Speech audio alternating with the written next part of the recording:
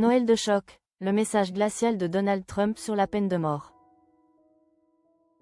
Un 24 décembre, Donald Trump a visé les 37 condamnés graciés par Joe Biden. Que dit ce message sur la bataille autour de la peine capitale? Donald Trump affaibli à 79 ans? Jai passé un examen, et Jai. Un message de Noël transformé en charge politique. Donald Trump avait publié ses vœux en 2 messages sur son réseau Truth Social. Au lieu d'un ton apaisé, le président élu a ciblé ses adversaires et des criminels condamnés. En promettant de reprendre la main sur la sécurité et la justice pénale.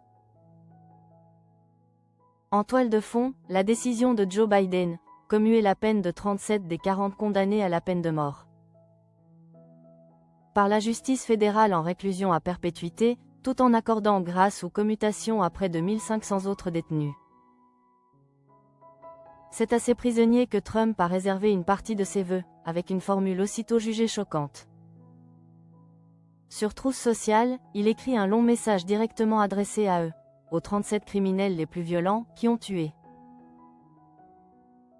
violé et pillé comme pratiquement personne avant eux, mais qui viennent de bénéficier, de façon incroyable, d'une grâce de la part de Joe Biden l'endormi. Je refuse de souhaiter un joyeux Noël à ces âmes chanceuses, a-t-il écrit, cité par Le Point. Je leur dirais plutôt, allez en enfer. Le reste du message suit la même veine agressive.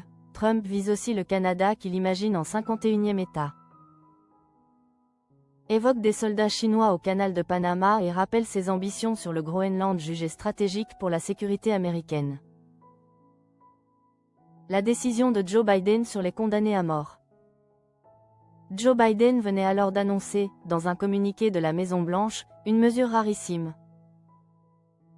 Aujourd'hui, je commue les peines de 37 des 40 individus présents dans le couloir.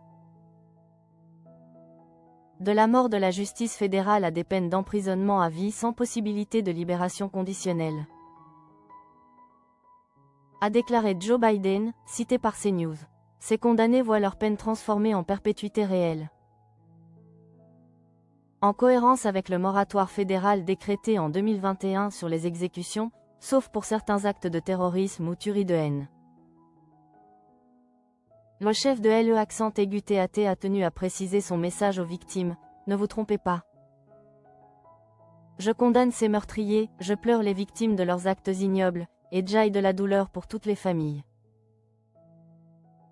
qui souffrent d'inimaginables et irréparables pertes, a poursuivi Joe Biden.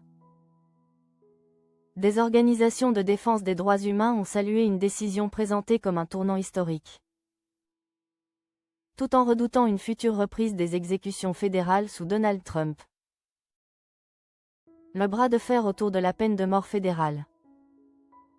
Cette séquence illustre le fossé entre les deux hommes, sous le premier mandat de Donald Trump. 13 exécutions fédérales ont eu lieu entre 2020 et 2021, un record depuis plus d'un siècle. Alors qu'environ 2300 détenus restent dans les couloirs de la mort américains.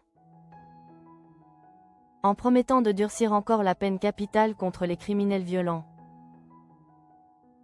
Le futur président laisse entendre que le bras de fer autour de la peine de mort fédérale reprendra dès son investiture.